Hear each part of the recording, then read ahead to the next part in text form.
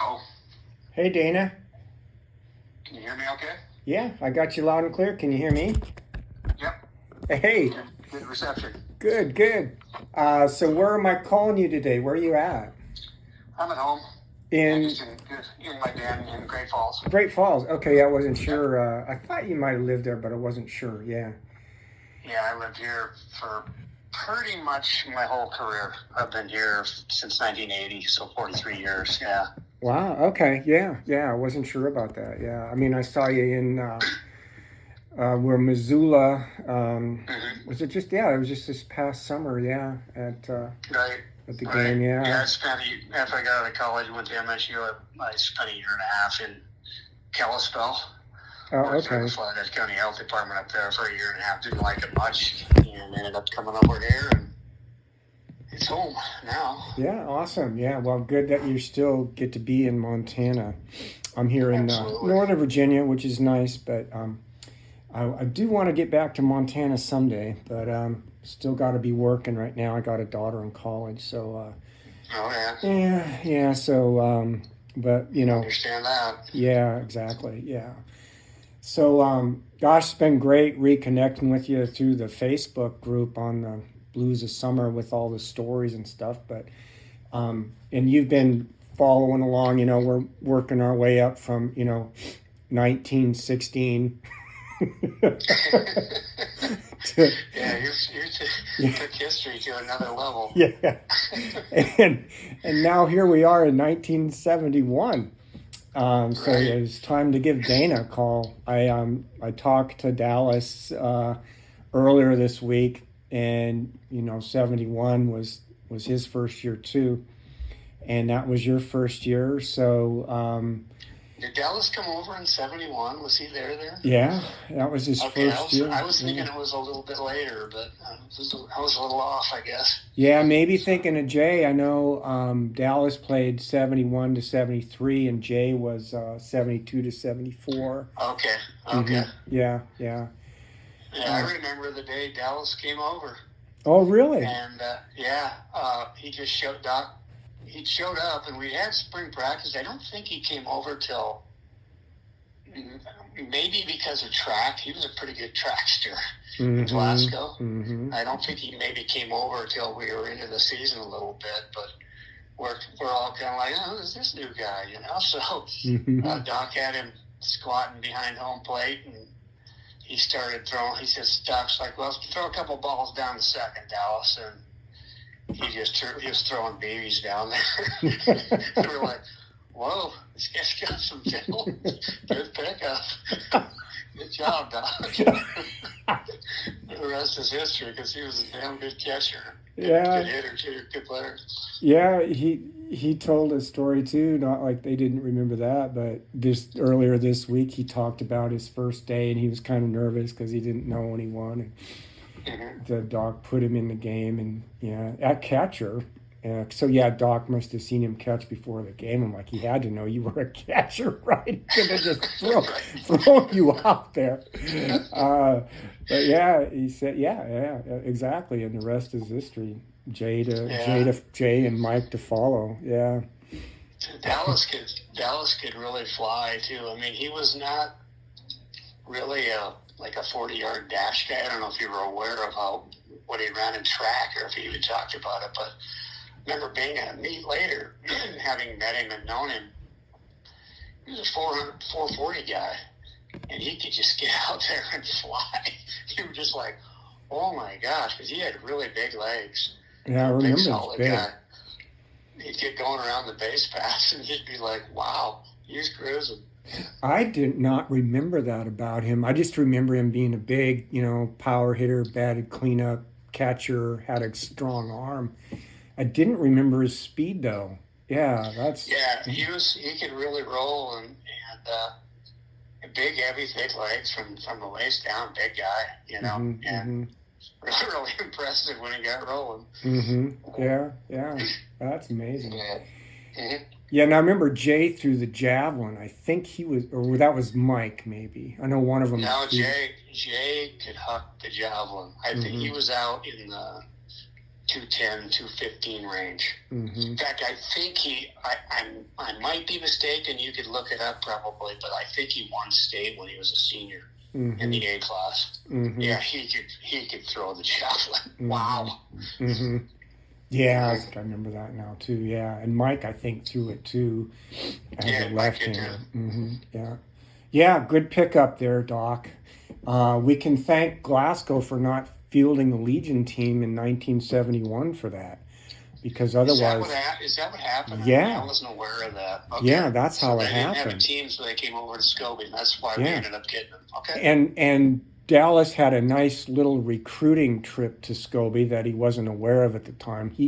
They moved to California, or from California to Glasgow in 1969, and it was in time to see the State Legion tournament in Scobey. So Dallas saw that first state tournament in Scobey in '69 when Scobey won it. So, when Glasgow didn't field a team, he's like, yeah, I could probably go up there and play. They got a good program up there. Yeah, everything fell in place. Yeah, and of course Cliff had a hand in it. Cliff had a hand in it. Yeah. And he kept him on the farm with the ranch, and helped him out and worked, and so yeah. Yeah, exactly. It all worked out. Yeah, absolutely. But let's start with with every player. I like to start kind of in the beginning. And can you remember when you first started playing baseball, and who your coaches were and some of your mentors growing up? I do remember some of that. In fact, one of my amazing memories, because my memory isn't that great, is actually being dropped off at the ballpark, at the big ballpark, by my mom for my first Pee Wee League practice, first official baseball practice. Wow! With this little Wilson glove that we had in the house, and Clay Dunlap was our coach. I don't know if you remember that name, but he was the basketball coach in Scobey for a few years when Craig and Phil were playing. I guess he was not an easy guy to play for.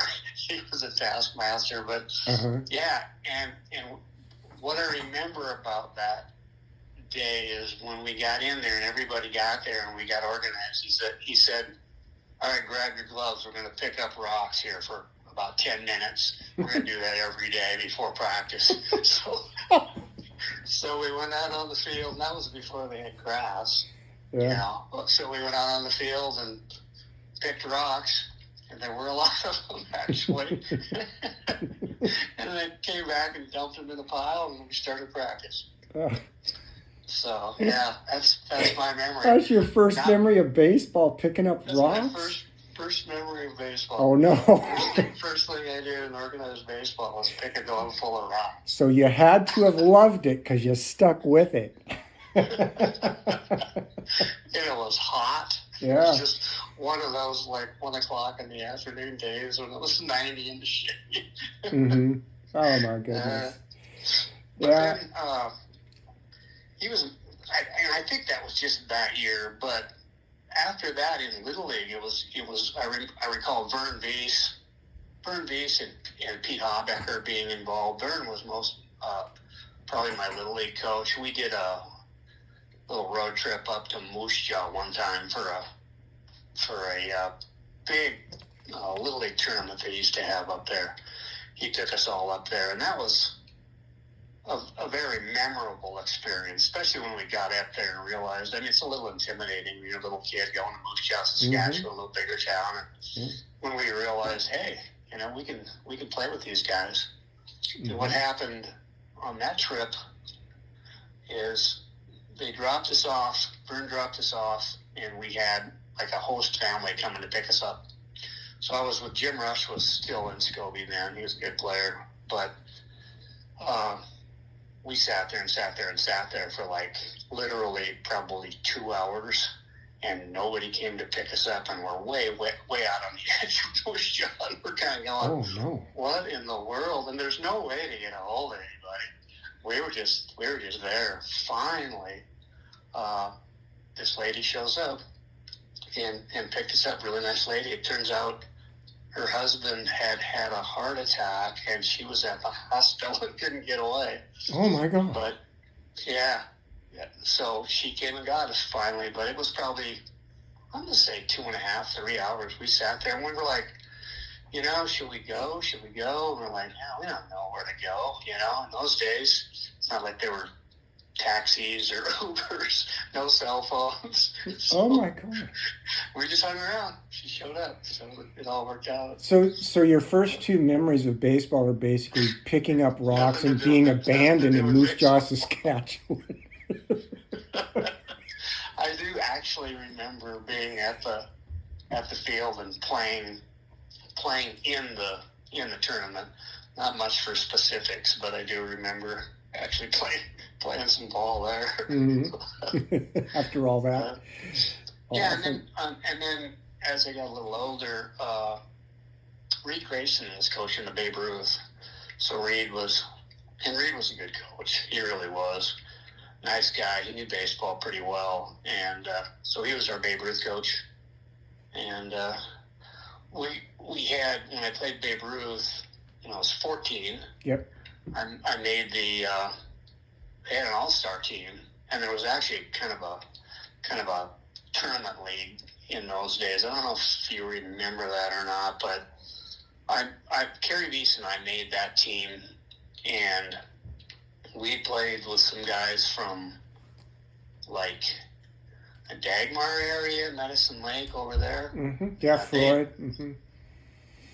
Pardon me? Yeah, Freud had players too, I think, back in Yeah, those days. yeah, they were did. good.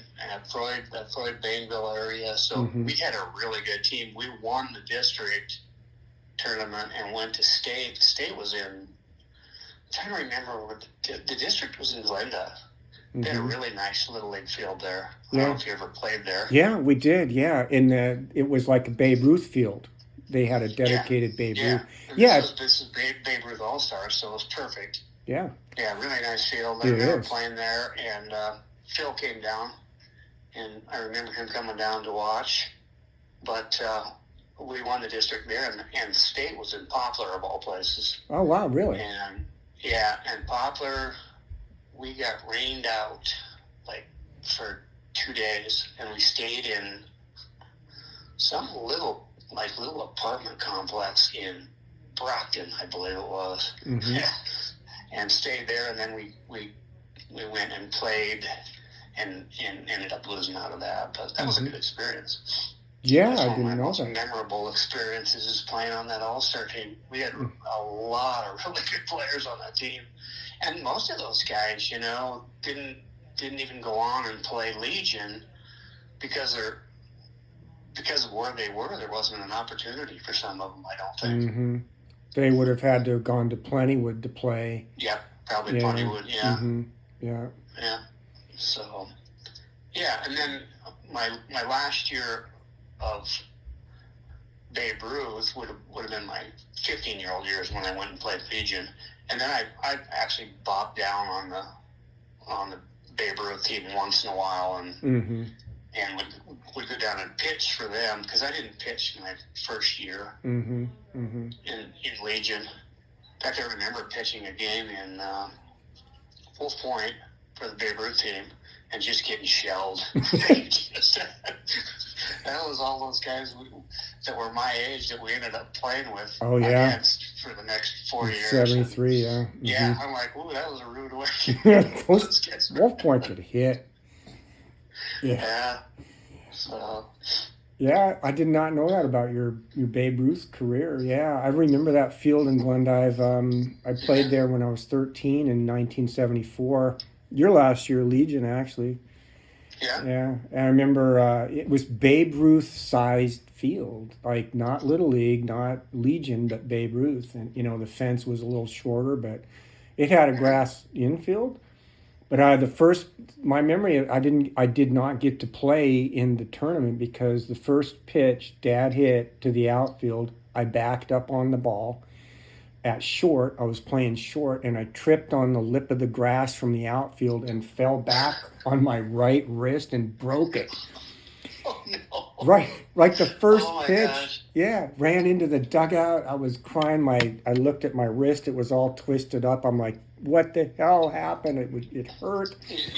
You know you were screwed at that point. So you're Yeah, like, see, oh no, yeah. oh no. I go to the hospital and had to get it set. I never got to play in the tournament at all, but I remember what a nice field it was. It was in nice grandstands. It was just a Yeah, nice little atmosphere. yeah, it Grass was. Yeah, infield, right really in the middle nice. of town. Right in the middle of town. Yeah. Yeah, Yeah. yeah. So, did your older brothers, Phil and Craig, did they have a hand in your tutelage, Dana, coming up? Not a whole lot. They were like 6 and 7 years older than me, Mm-hmm. so they were pretty much doing their own thing. Mm-hmm. They influenced my interest in Mm-hmm. all sports actually big time Mm-hmm. because of course I was being that much younger than them. I followed them and they Yeah. were and looked up to them, and Mm-hmm. we got to as many games as we could, not only just baseball but basketball and football as well. Yeah. So, Yeah. but to be perfectly honest, not a real big influence. Mm-hmm. Phil used to. One of the things Phil did was downstairs in his bedroom at our house. He actually painted the wall on one wall, and it had his batting averages and his pitching records and batting. He was a switch hitter. I don't know if you knew that, but I didn't he know batted that. left. Yeah, I don't know if he told you that, but he said he had batting average right, batting average left. I remember that really well because, it was in our house, for gosh sakes. But and Mom and Dad were like, "Hey, you're painting the wall." I feel I'm putting my stats up here. They're like, "Go for it." So he would just update the stats throughout the year. I'm like, "Oh, that's pretty cool." He's really into it. That's awesome. Yeah, but one of the things, one of the most influential things in my ability to hit a baseball was wiffle ball. Mm-hmm. When for about I'm going to say 2 full summers, probably 6th, 7th grade, right in there. We would go. It was our, you didn't have to work in those days. So it was just, we'd go to the pool from 1 to 3, and it was me, Kerry Vees, Howie Dickinson, and Bucky Henderson, Larry. Mm-hmm. We get done swimming about 3, and Howie Dickinson had a wiffle ball field set up in his backyard, and I don't know, not far from where Doc and Marge lived. Mm-hmm. Ralph Shield had that. I think it was an auto repair shop right across on the corner. Mm-hmm. He had a big fence that kind of kept all this stuff isolated. That was our left field wall, and we were all right-handed, so that was our home run wall. But Yeah. and then we had a 4x8 sheet of plywood with a strike zone on it, and we played 2-on-2 wiffle ball from 3 until it was time to go home and eat. That was our routine for the summer. And one of those little wiffle balls with the holes on half the side.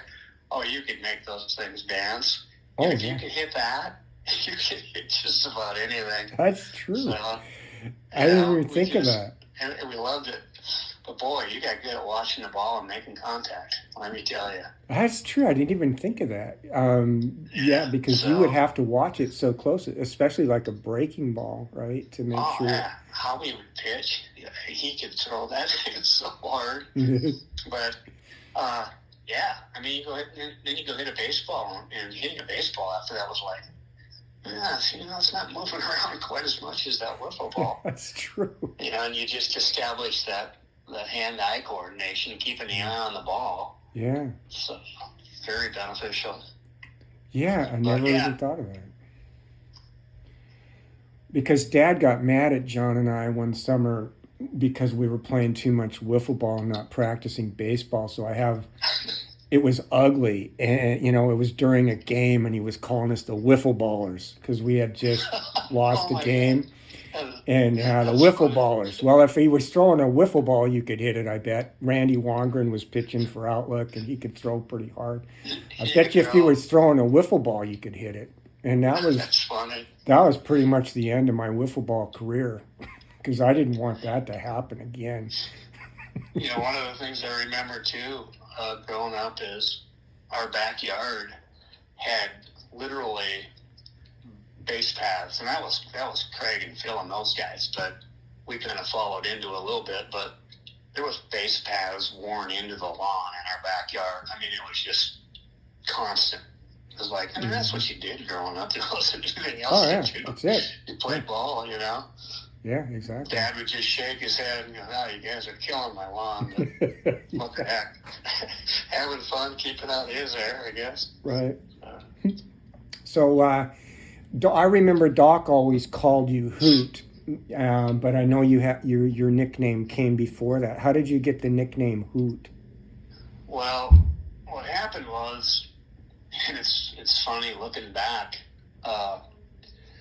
if you look at our first, second, third grade pictures, probably 2/3 of every kid in those pictures have glasses. It was a scam, in my opinion.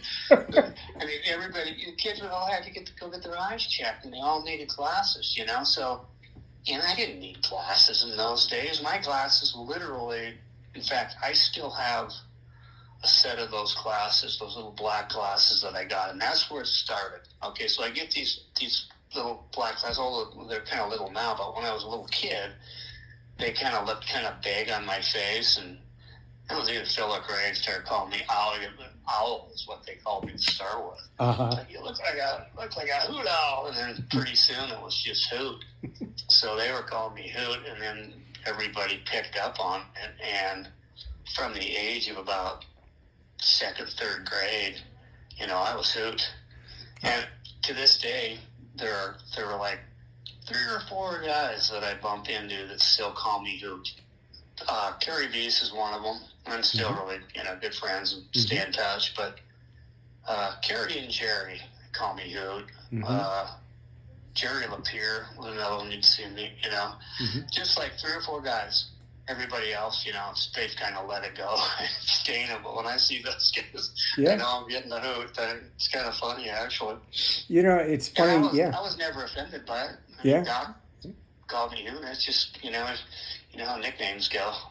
Yeah, just your nickname. Yeah, it's funny you mentioned that about Kerry because I talk basketball with him sometimes. He ordered The Dream, I think the basketball book. And when I talk to him, he's always, I want to send a book to Hoot. It was Hoot. Yeah, there's always Hoot when he talks about it. It was always Hoot. Yeah. So I know you have some funny stories about playing baseball and on and off the field, and you mentioned a couple of them on Facebook, but I'd like you to tell them here. The one about the date you had in the movie theater. Can you tell that story, Dana? Sure. It was. I think it was probably sophomore summer, going into my junior year, probably. But it was. I think it was in the early spring, and I have a date. And I go to the theater in Scobey there, Richardson's Theater, and I don't even remember what the movie was, but we're watching the movie, and all of a sudden I hear this. They interrupt the movie. Dana Audet to the snack bar. Dana Audet to the snack bar, please. I'm like, what the heck, So I gotta go back and see what's going on. So I go back and answer the phone. And it's like, "Oh, this is Doc." He goes, "The new uniforms are in. Get your ass over here after the movie. I gotta show you these things. They're sweet." I'm like, "Okay, Doc, I got a date." He goes, "I'll bring her along. It doesn't matter." I'll see you after the movie. So we went over there, and he goes, "Check these out." He goes, "Here's your number 10. Get in the bathroom, or get in the bedroom, try this thing on." So I had to go into him and Marge's bedroom and put it on. Came out with the new uniforms, those kind of light blue ones, those stretchy ones we had. I don't know if they were still around when you guys played, but I'm like, my Dave's kind of like, "Oh, well, this has been kind of fun." Yeah, they were the blue ones, right? Right. That's where the I blues imagine came that's from. where the Scobey It Blues is. came from. Yeah, that would be it. Yeah, that was probably like 74. I remember the uniforms you had, they had a red, I think it was a red S on them. They came after the 71 season, I Yep. think. Yeah. Yep. They did. Hmm. Those were in the likeness of the Chicago Cubs, I believe. Is Hmm. where those, Uh-huh. that style originated. Hmm. I can remember Doc talking about that. We got these new uniforms. They're just like the Chicago Cubs, so we thought Yeah. that was kind of cool. Yeah, the But circle on it with the S. Yeah, that would be it because they have the C for the Cubs, right? That would be yeah, it. Yeah. yeah. Uh-huh. Yeah. Wow. And then against the Scarlets, another funny story, if you're okay telling this, Oh has to yeah, do it with doesn't Doug matter. Hagfeldt. Yeah. In 74, an extra inning game, which ran a little long and kind of ruined your plans. Yeah, actually, we were on a road trip. Quite a road trip we took that year. We went to Havre, played Havre, then we went to Great Falls, played the Sparkies, went to Helena, played the Helena Senators, and then we went back to Great Falls and played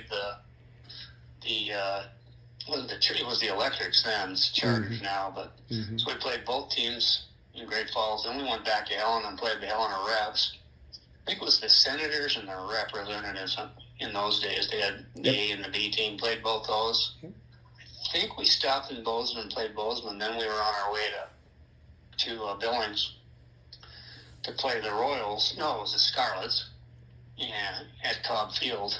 And we had this plan. Jay Hagfeldt, Doug, and I were all 18. I'm like, God, Billings has got this Studio One, which is a X-rated film place. We're like, while we're there, we should check that out. Now that we're 18, we can go in. So we started checking movie times, and I think the last movie was, I don't know, 9 o'clock or something, and our game was at 6. It was a night game, so another memory that has nothing to do with baseball. That's a 12 inning game, one of the best games of the year, and this turns out to be the story. But so we're playing, and I'm like, we're checking our clock. We're talking to each other in the dugout. Like, God, are we going to be able to make the movie? We should be all right. This game's moving right along. Once, I think that some of the runs were scored early, and then Jay just buckled down. I was catching. Mm-hmm. Jay just started throwing, and they weren't hitting him. It was like he had just mowing them down. Mm-hmm. Well, it ends up, I don't know you looked at the score. It wasn't like it ended up It's 4-3. The Scarlets scored 3 runs in the first inning, and Jay shut them out for it shut went him out 11 and innings. it did go extra innings, went 11 or 12. Yep. So we're like, oh my God, we're not going to make it. But we actually flew out of there, and after we won the game, the quick handshake, jumped in the car, and took off. And we actually managed to get in there for like the last half hour. It was a little anticlimactic at that point. It was like, well, it was a fun try anyway. Oh, you made it there. I mean, so yeah. Exactly. What was kind of funny about that is I still have my cup on in the theater. I was catching. That's fine. Oh no.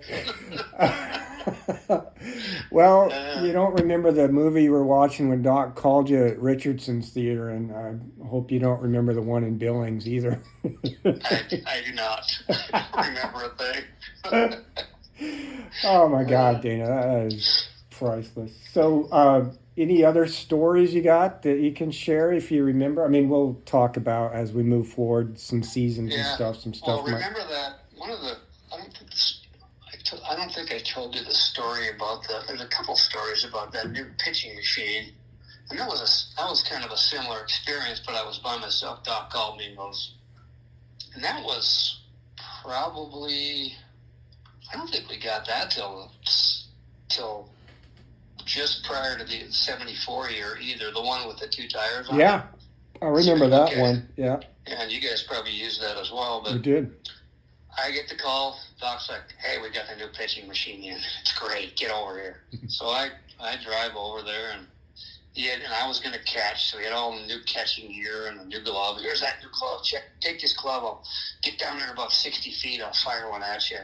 So Doc's back there behind that. And I'm like, oh, what's this going to be like? And he's screwing around, and I can see him cranking on stuff. And he goes, okay, I'm ready to let one fly. So he puts her in the machine, lets it fly, and he's got that machine jacked. I mean, it's like that ball went. I didn't even get my glove up. It went right over my head and ended up going 4 blocks down past Fells and down to almost, that street is all downhill, almost to the edge of town. He goes, don't worry about that, Paul. We'll get that later. That's too far down there. I'm like, Doc, you got to turn down the speed a little bit. I can't even catch it. So, and that was my first experience with that pitching machine. Mm-hmm. But another thing with that machine, and I don't know if Phil told you this story or not, because I don't think I listened to that whole interview, but they had to get the machine down to the field, and Phil was the assistant coach that year. So Phil goes over, he's got a little pickup, a little Ranger pickup or whatever it was, and they get it loaded into the back, and Kelly's back there holding it. And I don't know, maybe Kelly will remember this story, but anyway, they're driving to the field, and Phil takes the corner a little bit too sharp, and both Kelly and the machine flip out of the truck and land on the pavement. Oh. And so Phil's like, oh my God, I just wrecked the new pitching machine. We haven't even got it to the field yet, and it's laying on its side on the street. So they get it loaded back up. Kelly's okay. He didn't get hurt, fortunately. Mm-hmm. That could have been a serious accident. Yeah. Kid falling out of the back of a pickup, but I think at that point Phil was actually more worried about the machine. In any event, they get it to the field, and there was a couple little adjustments they had to make. A couple of things were bent a bit, but they got it all straightened out. And used it for years, didn't wreck it. So Phil kind of dodged a bullet on that one. That would have really been a bad deal. I don't know what that machine cost, but in those days it wasn't cheap, I guarantee you. Oh, yeah. Doc probably bought it, but whatever, it probably still wasn't cheap. Yeah. I don't know. Actually, I don't know how much funding they actually got from the American Legion, but I mean, they took tickets and concessions and all that stuff, so I imagine there was some revenue being generated, but I know Doc put a good portion of his earnings into that program. Yeah, he did. Burl Bowler. For sure. Burl Bowler put it best. I think he said that Doc ran a Legion program on a champagne program on a beer budget. That's great. Yeah. Perfect. Yeah, Doc paid for the champagne. Yeah. I remember when I was a bat boy on that team, some of the places we used to go eat. Mm-hmm. I mean, extravagant 9 a.m. steaks. Mm-hmm. And the guy's going, hey, Doc, I'm still hungry. I'll order another steak, Jesus. Okay. Yeah. We were at speaking of that when I was bat boy, another quick story. We were at, I think we might have been in Williston, North Dakota, possibly. But we were eating at a steakhouse, and they had some like Shriners convention or something going on, and they had a little auditorium. Well, it turns out all of a sudden somebody took a peek, from the back end through this door. It turned out to be at the back of the stage. Well, they had a stripper performing for the Shriners. So before long, word travels quick. When someone spots a stripper, half the team was over there, trying to peek through the door. Doc's like, what the hell's going on, So he went over and grabbed everybody. Come on, guys. And I'm the bat boy. I'm like, Craig's kind of holding me like, you're not going back there. One of those deals. It's funny. Yeah, so moving on, let's slide into your Legion career then. So I remember, the 71 team. I have really good memories of the state tournament that year. And that was your rookie season as a 15-year-old. And you were playing shortstop, and Donnie Puckett was at second. But in your Legion career, I remember you more as a pitcher and a catcher, and Donnie playing shortstop. How did your positions change as your Legion career progressed? Well, actually, to be perfectly honest with you, I fought through my first year at short, and I managed, and I thought I did an okay job. It wasn't great, but I got the job done. And then my sophomore year, I started struggling a little bit at short, really did. And it was probably more mental than anything, because I played a lot of ball since then, a lot of softball, and I played a lot of infield. And I've been perfectly fine with it, but I struggled enough to where Doc went, let's just move Donnie over there. And I don't know if it was Greg. That might have been the point where he started moving Greg into second. Greg Feld. And and I, at that point, pretty much just became kind of a utility player, and I bounced around. I didn't catch that year, but I just played wherever I needed to play, and then I pitched too, because that's when I started pitching my second year. Mm-hmm. But I didn't do any catching that year that I can remember. So literally in my Legion career, I pretty much played every position. Mm-hmm. I think Doc threw me in it. One game late my last year, I said, Doc, I need to play first base. He's like, why? I'm like, well, that's the only position I haven't played. He's like, all right, Christ, go play second. He stuck me on, or go play first. He stuck me on first. So you got to play every position. Cookie at that time. But yeah. So you got to play every position in your career. I did. Wow, that's definitely utility. And another interesting stat is I played 4 years, never missed a single inning. I never sat on the bench for a single out in 4 years. Wow. He never took me out. Wow. It's just, and you guys probably played all the time too. I can't imagine you ever coming out of many games, but yeah, looking back on it, and playing a lot of different positions. Yeah, that's amazing. Yeah, but I wondered about that, as a shortstop, because I remember the game against Haver and Scobey. And your team played well defensively that game.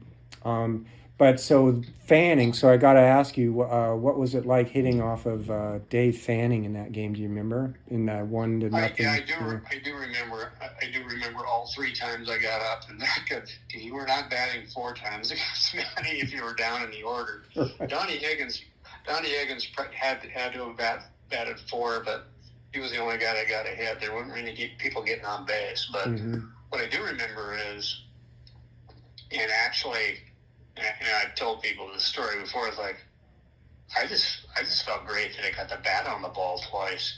I struck out once, and I was a contact hitter. I wasn't a big swinger, so I didn't strike out a lot in any of my years playing Legion, but he struck me out once. I grounded out once, and the last time I was up, I got the bat on the ball, and I knew it was going to carry over the second baseman. Instead, I'm like, holy crap, I just got a base hit off Fanning. Mm-hmm. Well, they had me scouted really well, Joe, because the right fielder was playing short second. Oh. I didn't have much power. And he just came in and made a routine catch. I'm like, oh my God, who plays that short in right? You know, Right. it's like I thought I got a base hit. Oh, And nope. you could have had a clean hit off of Fanning, and then oh Yeah, man. but I got that bat on the ball a couple times. I do remember I think Donnie Higgins it was a bunt single. Yeah. Yep. Yeah.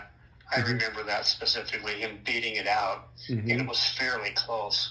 Did you watch? Were you on all those games? You were watching that game. I remember that game really well. Yeah. Because Terry, Dad had told me earlier that we knew about Fanning, and of course Terry was pitching. We knew he was going to start.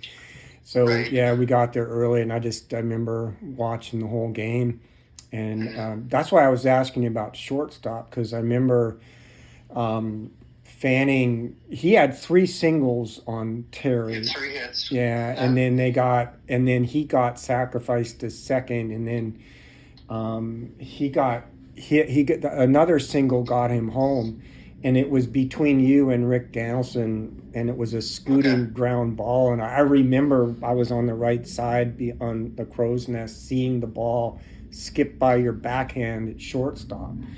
And then the winning runs, was in the 7th inning. I'm like, that's probably the game, right?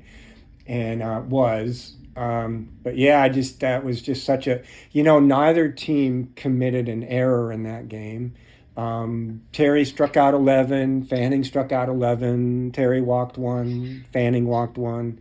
But all the balls were fielded cleanly. It was just probably the best game I've ever seen played on any level. And it moved fast. That was an amazing baseball game. Yeah. I think it was probably over in less than 2 hours too. It was 95 minutes. The game lasted all of an hour and 35 minutes. Yeah. Seriously? Yeah. That's crazy. Yeah. Wow. Yeah, it was over. That is amazing. I didn't even have time to get a Legion burger. It moved so fast.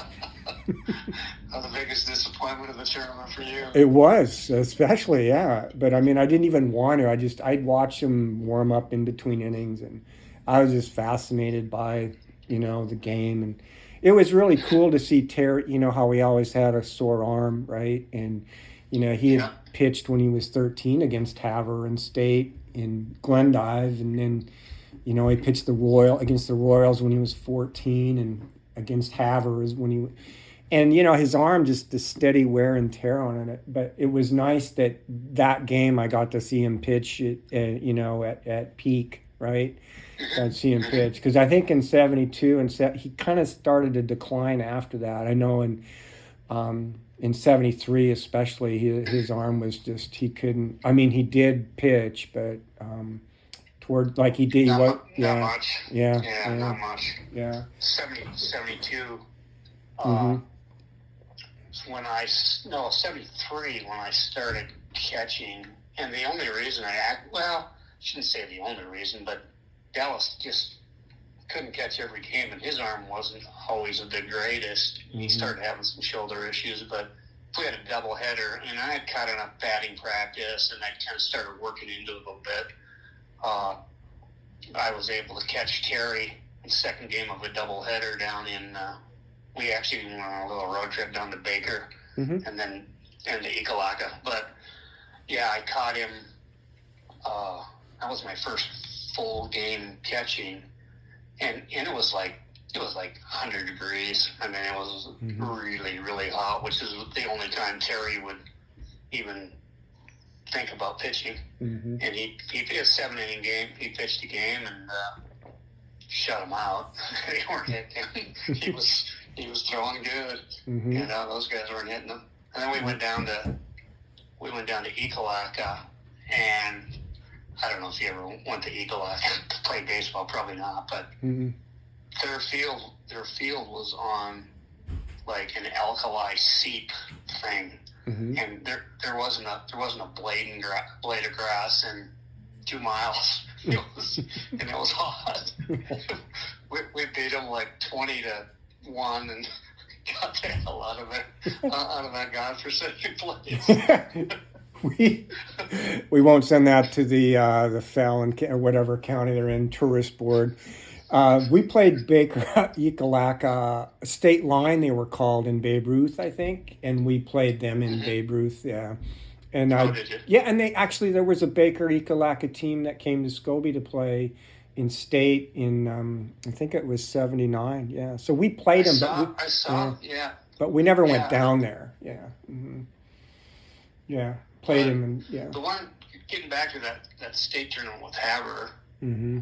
that was the year, well, we lost to them and then we lost to Pontywood. Yeah. And that was probably one of the biggest disappointments, one of the toughest losses that I was involved with in the Legion program, because we should not have lost to Pontywood, although they had some really good up-and-coming ball players. Les Marsh, for example, was a really good player, but we shouldn't have lost to Pontywood. And the one thing I remember from that game is Donnie Higgins hitting the only home run that he ever hit.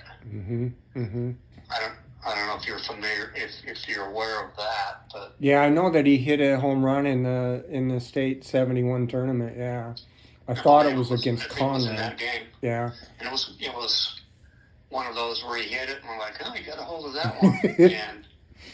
and we've been watching Donnie play. It's like, oh, that thing's carrying. Holy shit. It's going to go. Like, that carried the wall. Mm-hmm. It was unbelievable. It was great. Yeah. He was just such a little fire plug. What a great little player, man. Yeah. Yeah, it was not so unusual to see Jack hit a home run, though. Jack had power. Yeah, they could both run. But anyway, what happened after that game, and I don't know if anybody's really aware of what occurred after the game, but Doc made a comment in the dugout that this was going to be his last year of coaching. Whoa. And the emotion just from that alone was just like, what? No, that can't be. It was my first year. I got home. I was in tears. My mom was in tears. It was like, holy crap, what just happened? We lost to Pontywood. Shouldn't have lost, and Doc's not coaching anymore. What's going to happen with the Legion program? And all the emotions that could be involved in something like that. But of course, he quickly changed his mind. But I don't know why at that point that happened, but it did. Wow, I did not know that, Dana. That I know in '67, which is the first year Scobey made it to state. The year before in '66, there was that tournament in Glendive that they got disqualified. Doc protested because they had an ineligible player, and then they played off against Pontywood. Phil won the game 4-2, and they made it to state. But no. Then Glendive protested that Scobey had an ineligible player, which I think was Danny Smith, that had, I think his family had moved to Haver. And he wasn't going to coach again in '67 because I thought, when I interviewed Phil, he thought maybe that had something to do with it because it was an awful experience down there. It was. Yeah. Do you remember that? Do you have... I remember that really well. I was a bad boy, but I remember being there, Phil pitching, beating Pontywood. Everybody was excited. We really great game. We drive back to Scobey, go to bed, and all of a sudden the lights come on and everybody's uproar and like, what's going on? Phil's very angry, Phil and Greg are angry, and folks are like, well, oh my God, we're not going to be able to go to state, and then declared ineligible. It was like, I don't know what time it was long after my bedtime. So yeah, that was really not a great memory. It was a great memory of beating Pontywood. Right, yeah. It was always a big rival. Even Pontywood was a huge rival of Scobey's in those days. Not just baseball, but football, basketball, the whole thing, Big rival. Yeah, so, yeah, I do remember that. Yeah, so it's funny, that Craig and Phil had gone through that too, because Doc wasn't going to coach in '67, the leader said that basically the parents just kind of drafted him. They're like, Doc, we got a team that can go to state this year. You need to, come on, man. And so, he coached, and I did not know that you had went through that too. Yeah, that was one of those emotional days that you're not going to forget. Yeah, getting home when my mom's just in tears. I'm like, oh, Mom. She loved baseball more than anything. But yeah. I mean, you guys probably felt bad enough as it was, but now, geez, we lost to Plentywood. We know we shouldn't have lost, but now Doc's going to quit because he's so depressed. That would be bad. Yeah, sorry, Dana, you were going to say something. Yeah, something I wanted to say aside from that, back on that year in my catching career, I got to give some kudos to. Well, Danny Wolf was our catcher that year, and he was just a leader. I learned so much about how to lead a baseball team. He was the guy. He was the old guy, the veteran. Yep. He was a lot, and that's kind of a lot of that is the catcher's responsibility. How many outs are there? Watch this, watch that, keep an eye out. He was just directing traffic. He was like a coach on the field, which was great for me being a 15-year-old kid at shortstop. To have someone like that had your back. But learned a lot about leadership from him, but not a whole lot about catching, because catching wasn't even in my mind in those days. But where I learned the most from catching is from Rod Tandy. Rod Tandy was our assistant coach my junior year, and he was just a wealth of information and a great teacher. And he taught. I mean, that's what his position was when he played. But so I want to definitely give some kudos to those guys, but especially Rod as far as the catching goes. Yeah, I have a picture of him, I think, catching against Laurel in 1959. The very first year Doc coached, I think it's Rod catching behind home plate. Yeah. Was it? Yeah. Really good player. Yeah, he was. So. Yeah, and in 74, my brother Phil was the assistant coach, and it was great having him there, being my brother, but he's such a great coach, knows so much about pitching, for one thing, really helped me there. And just the support, and knowing he was there and having our back, and being at all the practices, and being a big part of it. So I would definitely be remiss without mentioning Big Brother Phil. So. Awesome. Yeah. I remember Phil pitching in Legion Ball. I was too young to remember him playing. I'm sorry, pitching with Plainsmen. I was too young to remember him playing for Legion Ball, but I saw him with the Plainsmen, and I always remember him being on the field when I played, sometimes umpiring and doing other things. So, yeah. He was a good player. Yeah, really good player. I did not know he was a switch hitter. Yeah, he was a switch hitter. He great pitcher, great infielder. He had just such great control. I mean, he wasn't overpowering. Had a decent fastball, but just the curve and the slider, the changeup. He had the whole gamut of pitches. So very successful. Yeah, great athlete for sure. Yeah, and Danny Wolf. When I talked to him, I asked everyone the best players they played with. And, he said, all the Audets were good. Craig and Dana, Allen, but Phil was the best. He said that Phil was the best. I will agree with that. All-round ball player. All-round ball player. Yeah. Well, so let's talk a little bit about 73. That a little bit happier ending than 71.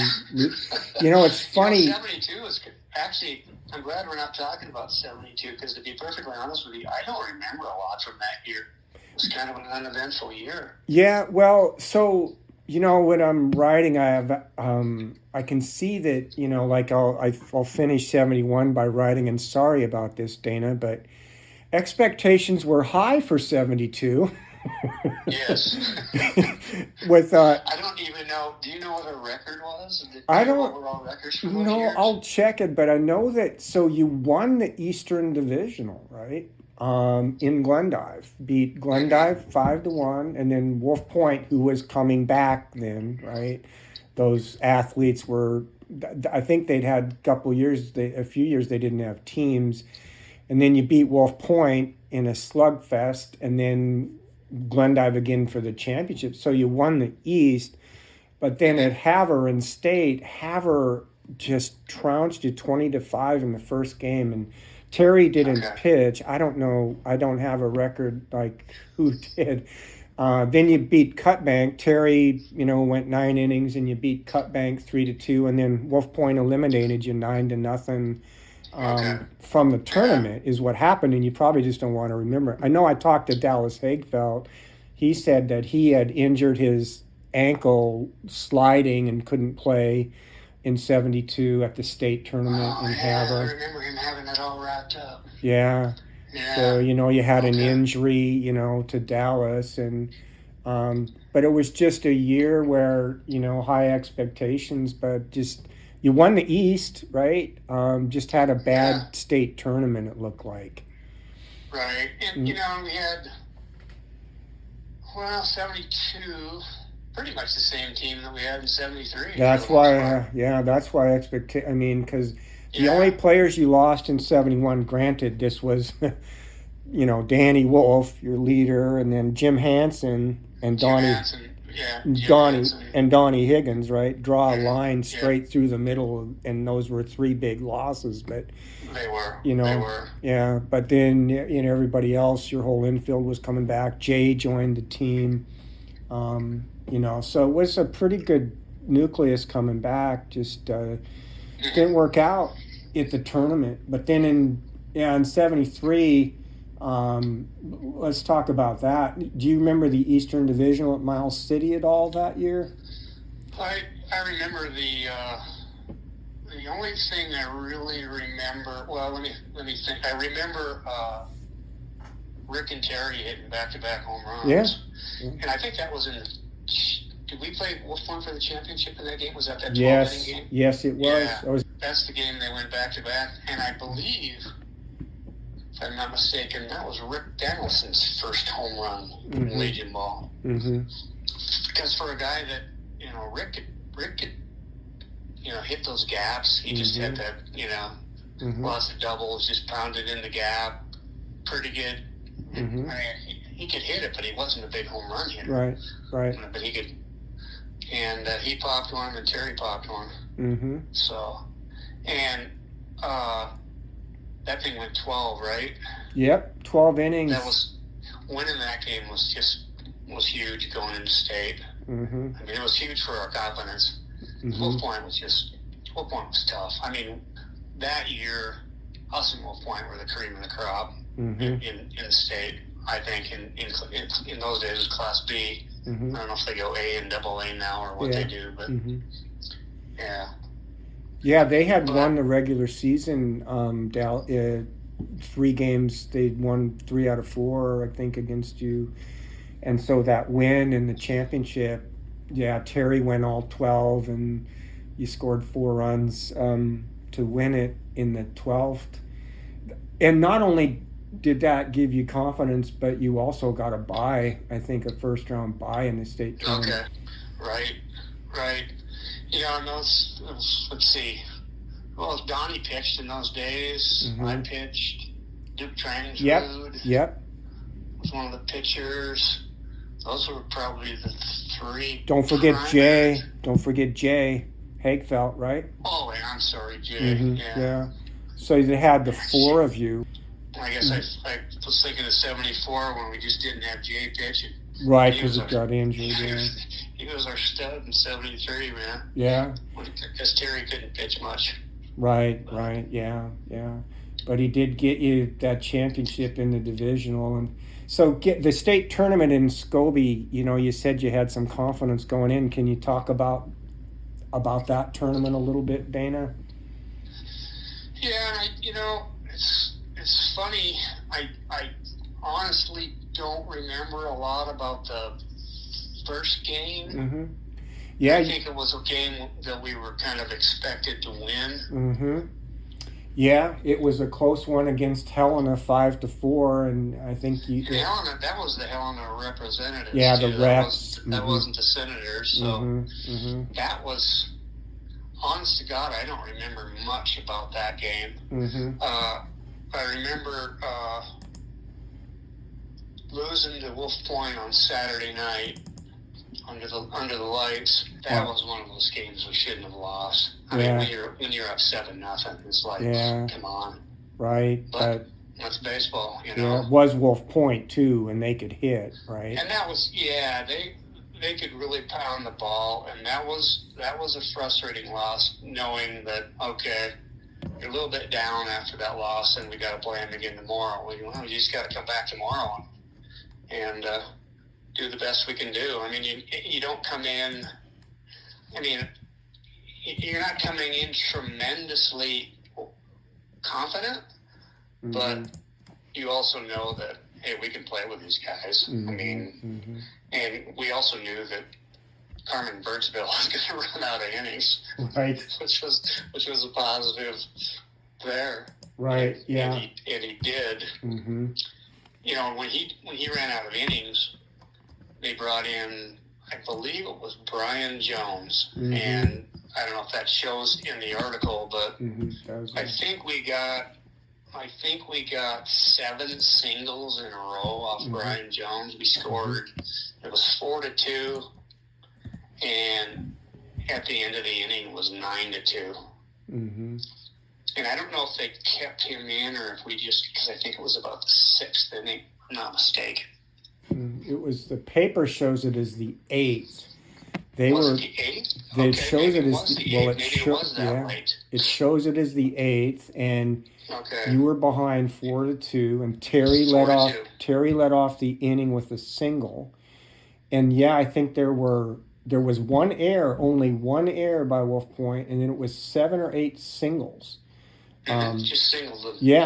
One after the other. Kept going around and around and around. Yeah. And at the end of it, 7 runs, and then you had the 9-4 lead at that point. And then 9-4. And then you were pitching, you got the win, and Jay came in. Do you remember that? I got through the inning in the 8th. Okay. It was still 9-4, and then Jay came in and finished the 9th. And they ended up, I actually talked to Jay about this when we were up for our 50-year reunion, and Jay and Dallas were there, so it was great. I got to talk to both of them. Awesome.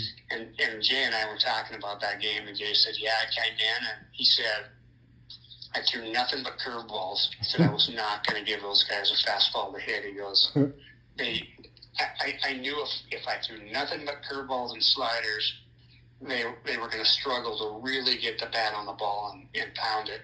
But they chinked away and they ended up getting 2 runs in the 9th. Yep. And I had moved to center field because that's where Jay was playing. And probably the most vivid memory I have of all of Legion ball is the pop up to Greg Feld to end the game and for us to win it. He's playing second base, and I thought Greg was up there too. I was talking to him about that. So it was fun to talk to those guys about baseball in the old times. But I said, do you still remember catching that ball? And Greg's like, yeah. I remember it like it was yesterday. I said, well, he goes, all I wanted to do was make sure I didn't bobble it and drop it. So you had nice positive thoughts while it was in the air. And he's waving his arms, I got it. Yeah. So we had the big pile up at the pitcher's mound, and Greg had the ball. He gave it to Jay, and Jay just turned and gave it to me, which was pretty cool. Yeah. So I still have that ball. That's the ball that you have signed with the score on it? Oh, wow. That's awesome. Yeah. Yeah, and pretty cool of Jay to give you the ball, too. That was really neat of him. Yeah. To just hand that ball to me. This ball's yours. Right.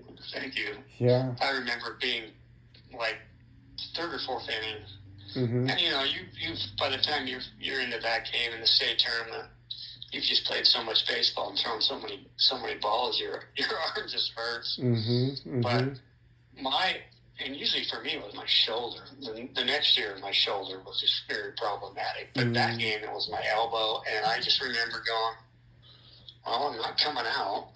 So what are you going to do?" Yeah. And Doc always had that DMSO in the dugout. I never used that. I never liked that stuff. Yeah. I don't know if you recall that. I don't know if it was Oh around yeah, when you played. it was around. Yeah. Mm-hmm. As soon as that stuff hits your skin, you can taste it in your mouth. But Yeah. I just got the Bengay and just in between innings, every inning, just rubbed it on there, and it actually wasn't bad. It came around a little bit and was able to at least get through 8. Mm-hmm. Yeah. But yeah, that's of course, the main memory for me in that tournament is that particular game. Because I pitched, I got up and I did knock in one of the 2 runs we had off Carmen Birchville, so I was somewhat proud of that because Carmen was good. I think I knocked in Terry, actually. Yeah, it looked like you batted 5th. Like I have a picture of the team before the state championship game, and it looked like it was Jay, Rick, Dallas, Terry, and then you, I think, batted. At least that's who was standing on the baseline, and I think that was the order. Yeah. Yeah. Yeah. The first 5 hitters, yeah. So on those guys, that was so much fun in those days when Scobey all those tournaments, because they had to bring in extra grandstands. I mean, it was just it's big. Standing room only. Yeah. I mean, I still remember when I got that base hit that knocked Terry in. It was just the noise, just the cheering and the crowd. It was just like, wow, this is so cool. I know. I remember that. I was one of those people. That started in '69 when they had to bring in all this extra stands, and there was probably, I don't know, 1,500 people at a Legion game. Are you kidding me? Yeah, we win the state. We go to Great Falls, lose out in 2, which is still, I look back on that, pretty frustrating because we played in the automatic bid into the A tournament, and looking back on even at that time after losing out, you look at it and go, we were just a little bit intimidated, a little bit timid, a little bit like maybe these guys are better than we are because they're in A teams, and in reality, you guys found out they're no better than you guys. You guys almost went to the regionals, didn't you? Yeah, but it took us till our last year to get that way, Dana. We always felt, you mentally, it's the same ball that's coming at you, but it's for some reason you get a little intimidated by playing against. I mean, we didn't get intimidated. Sometimes they just beat us because they were better. But when our last year, when we were, we had played against them so many times, we did get that confidence that we were just belonged on the field with them, right? Absolutely. But it did take a while for us to get there. Yeah. So we were just like I said, just a little bit intimidated. I think when we showed up and we played here in Great Falls at the Legion Park over here, and still one of those you look back on and go, oh, God. At a minimum, we should have won a game. I think we lost out in 2, and that was it. But it was fun. I mean, it was a ton of fun. And even growing, playing Legion ball all those years, and you guys too. We played in it. We played against A teams. I mean, you think about how many people live in Daniels County, a couple thousand, and we fielded a team, but we're playing Glasgow, Glendive, Sydney, Wolf Point. That's the Eastern A, Yeah, at the time. So, we're Haver. We were playing against those guys and beating them. So, I'll tell you a quick story. A couple of years ago, when the Bobcats made it to the national championship in Frisco, Texas, my stepson and I, Matt, went down, and they had this big pep rally on Friday night before the game, which we went to. Big event, and I bumped into Dave Stengel, who was one of Point players I played against for years. And just a great guy. I got to know him and Danny Bartle a lot better. Actually, after I knew him pretty well just from playing high school against him, but they both went to MSU, so we kind of hung out a lot down there and played intramural ball together and got to know him. But Stango comes up to me and he brings up the state tournament. And he says, yeah, you guys remember how fast we were, right? I'm like, yeah, you guys were fast. I figured if you or Bartle or I don't know who the third guy, somebody else on that team, maybe Brian Jones it was Lane Pickthorne. You guys got on first base. You were pretty much going to second. There wasn't any way I was holding you first. They were just that fast. Yeah. And he goes, yeah, before the state tournament, you guys took a plow out there and you turned that field into a summer follow field. There was so much dirt we couldn't even run. I'm like, Dave, have you actually been telling people? Well, Dave, you don't remember that field quite as well as I do. I said, one time Doc actually brought a plow out there and tried to plow it up because it was hard as concrete. You remember that? Yeah. It was like hard-packed, fine gravel. And he said, it didn't work. The plow just didn't go into the dirt. I said, that field was as hard as a rock every time we played on it. So you need to change your story. That's BS. He just kind of looked at me like, yeah, I think you got me there. You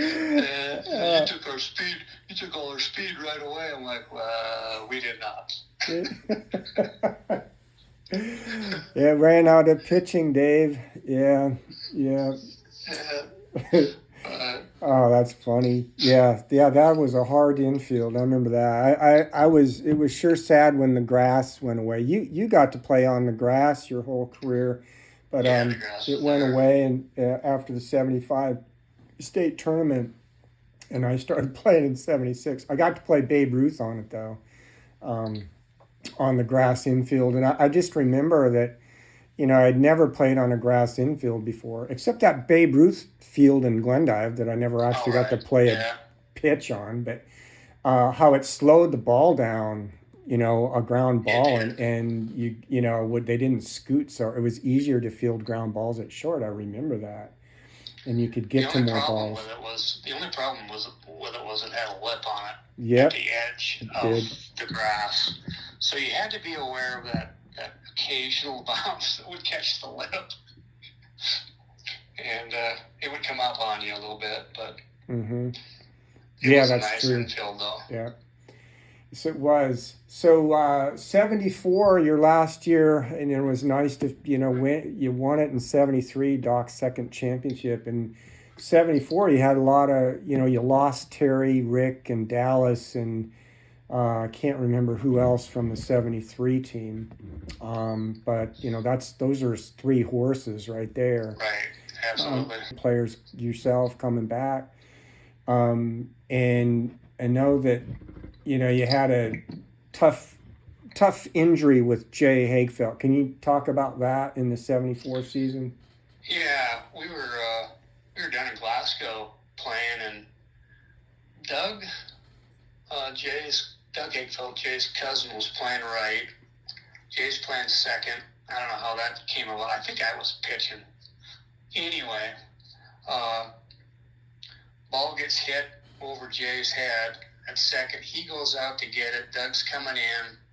Neither one of them waved each other off, and they just kind of ran into each other. And we're like, ooh, boy, that wasn't good. So Doug got up, and Jay was just laying there holding his side, the front side of his stomach, and he's in a lot of pain. So we got him up. Doc came out, of course, and we got him up and got him back laid him down in the van, and I think we got through the inning, and I went back there to see what was going on, and he was back there and still in a lot of pain. Doc's like, we got to get him over to the hospital. He's got serious injury, and so they took him over to the hospital in Glasgow, and he had ruptured his spleen. I think Doug's knee got him when they collided and went down. His knee hit him in spleen area and actually ruptured it, so they had to remove it.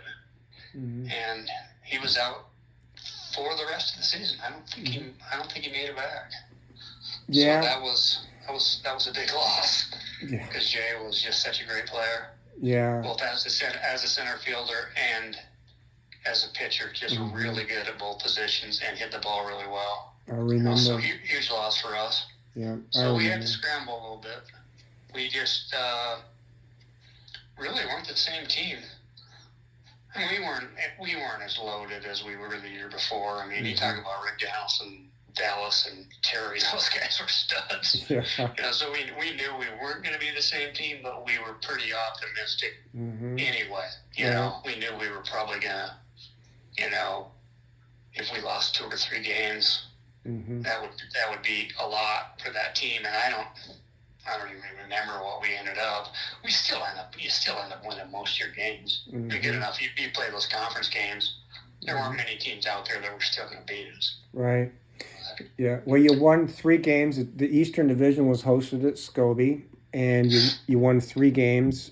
And then it was the Scarlets and Wolf Point that beat you, who were 2 really good teams that year. But at that 74 tournament in Scobey, do you remember the streaker? Do you have a recollection of that at all? I sure do. In fact, I had a discussion about that streaker with both guys involved. We'll keep their anonymity. I blew, Burl Bowler sent me the picture, and I blew the guy's anonymity, and he was pissed at me. It was Dana Audet. Oh! You said it. You said it, not me. Oh, he's proud of it. Okay, good.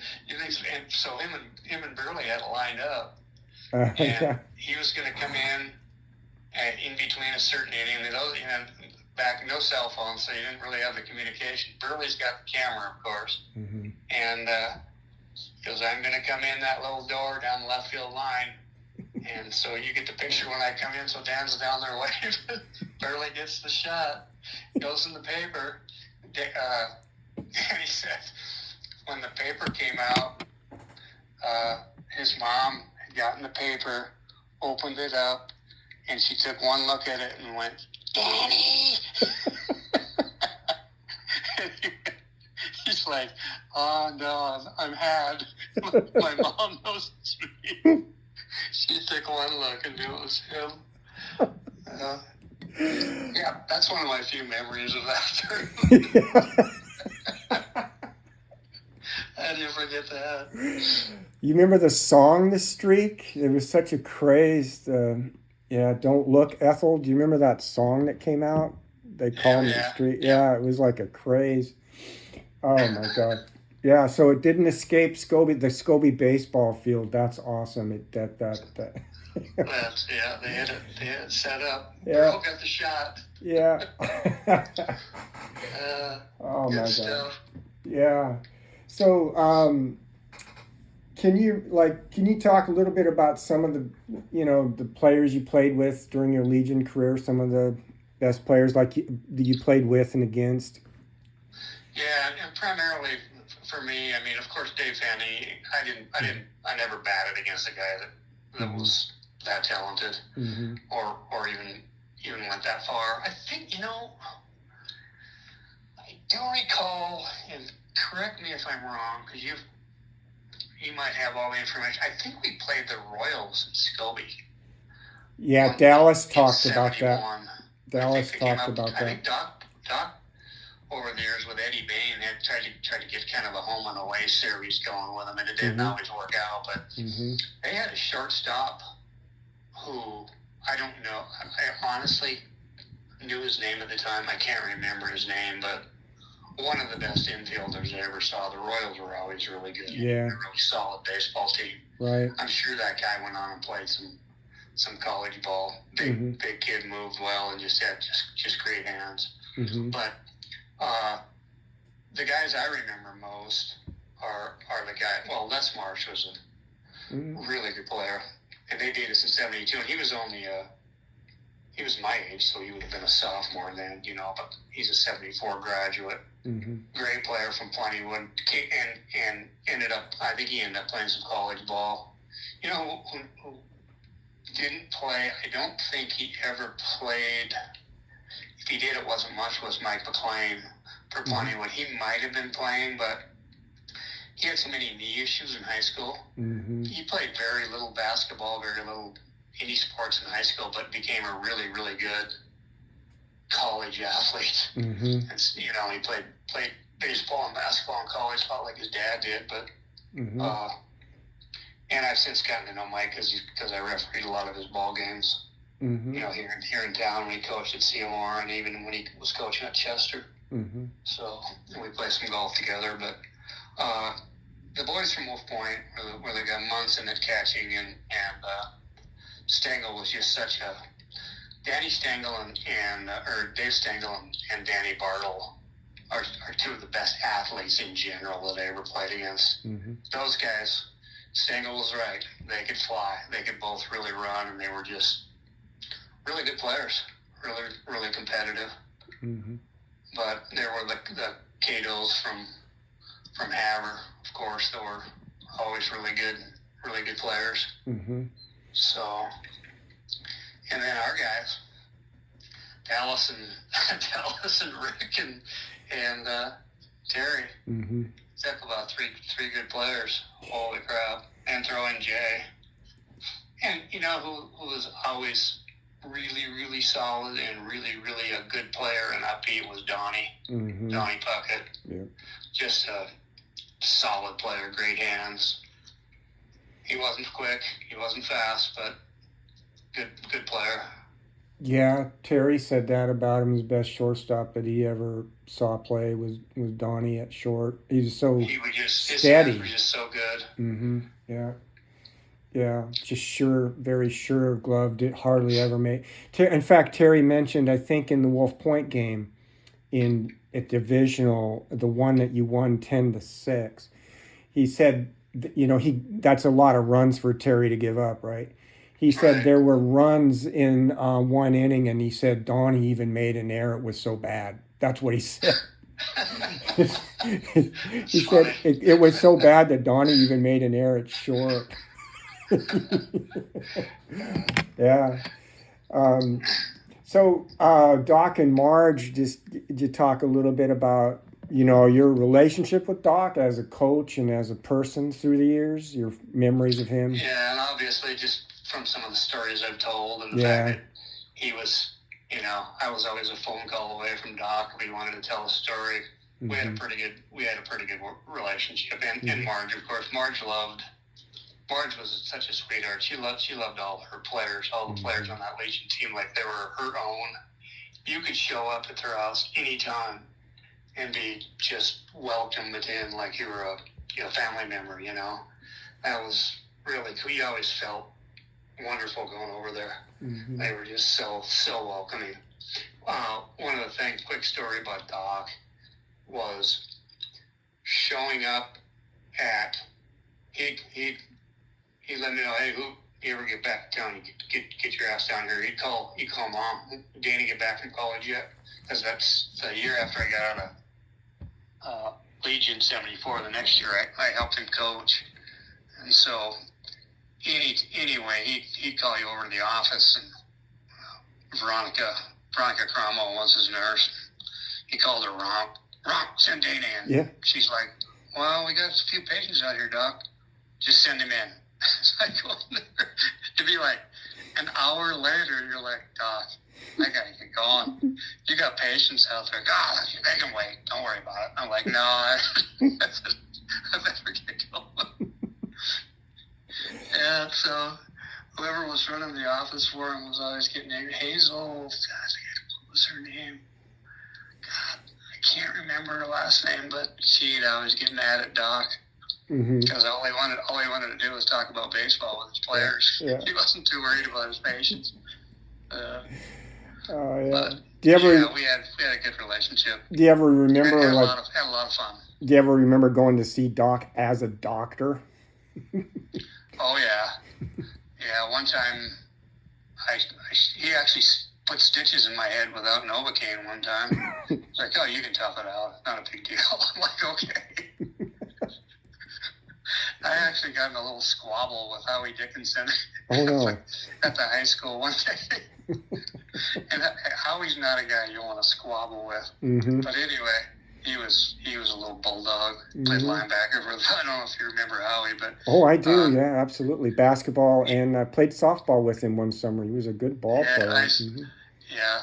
And Howie and I still talk about this, but he had said something to me. Oh, he squirted me with a Gatorade squirt bottle, and I was in Coach LeVaud's office, and he just grabbed it off the table and squirted me with it, and I got it out of his hand real quick, squirted him back. Well, he was in his street clothes, and I was just in my gym clothes, and he just grabbed me by the head and threw me up against the wall so quick.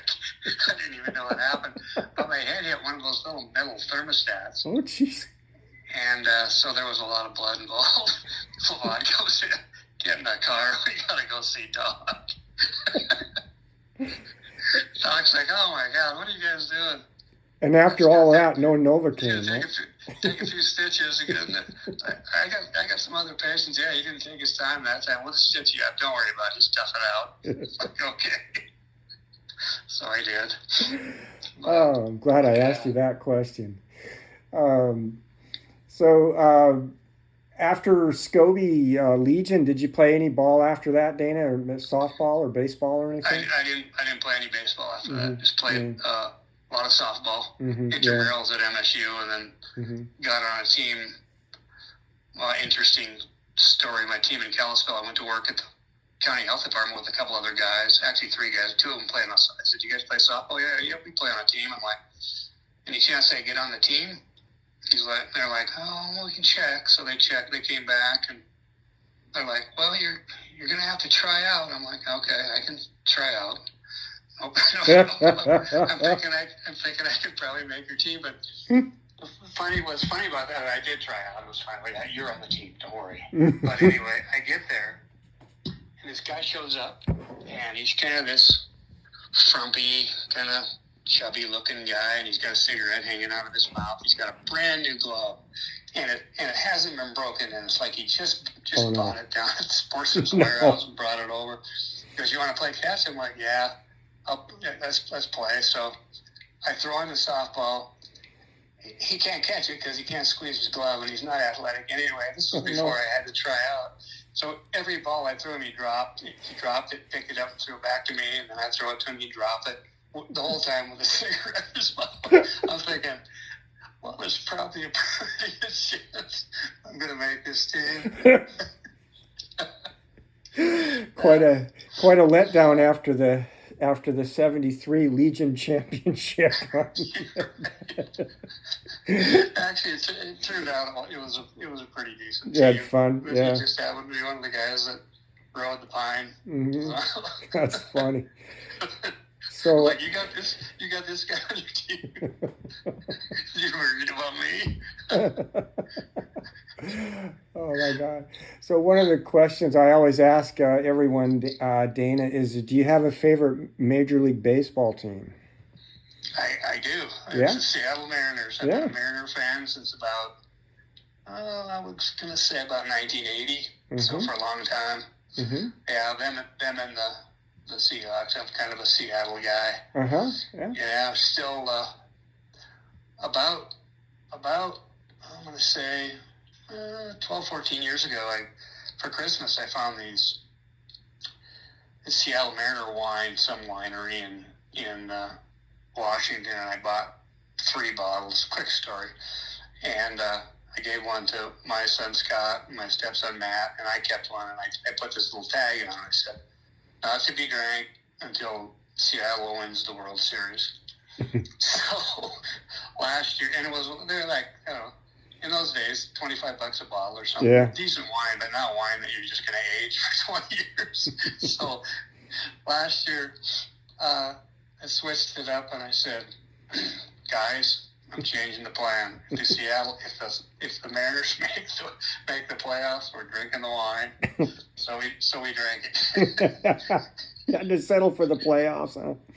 And it was right on the verge of not being good, but it was drinkable. Yeah. It was drinkable. It Just was a in little time. rusty colored and a little sediment, but we got through it.